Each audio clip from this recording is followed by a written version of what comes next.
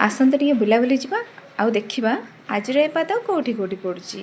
तो let's go. एटा होची पुरीर second day आउ आमे सब सकाळ सकाळ बाहरी पड़छु टिके बुलाबुली जावा पई। तो गाड़ी एबे आसी जाईची आउ आमे एबे पुरी को टाटा बाय बाय कई चलू भुवनेश्वर। आउ पुरी को छाड़ी आसला बेले काहाको केते दुख लागे कमेंट करके जणाइबे। किंतु प्रथमे हमको जिबार थिला कोणार्क। तो कोणार्क जिबार रास्ता रे आमे रास्ता रे टिके ब्रेकफास्ट कलु। ब्रेकफास्ट भल नथिला कि मंद नथिला ओके ओके थिला बस। आउ ब्रेकफास्ट सारी आमे पहुंचथिलु जाई कोणार्क रे। आ कोणार्क पहुंचला पर मते लागला सूर्य देवता मते ही खाली चाहिचंती काहे कि ना को मात्रा रे खराटा थिला देखिकी जानी पारुथबे। आउ कोणार्क रो गला खाई पहुंची गलु सीधा धौली रे। आउ धौली रो टिके बुलाबुली करि सारिया परे आमे जाई के लंच कलु काहे कि ना सेते बेला को लंच टाइम हे जाईथिला। प्लेन रोटी सहित मिक्स वेज आउ दही बस सादा सीधा खाइबा थिला। आउ लंच कर सारे परे प्रोग्राम थिला एया कि मुक्तेश्वर सिद्धेश्वर आउ केदारगौरी बुलिया पई।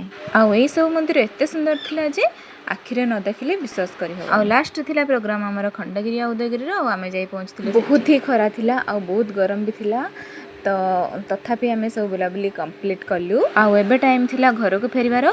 तो स्टेशन आसिलु ट्रेन चढ़िलु आ ट्रेन रे आसी बालेश्वर रे पहुंची गलु। जदि मो वीडियो भल लागि थाए सब्सक्राइब कर दियंतु। जय जगन्नाथ।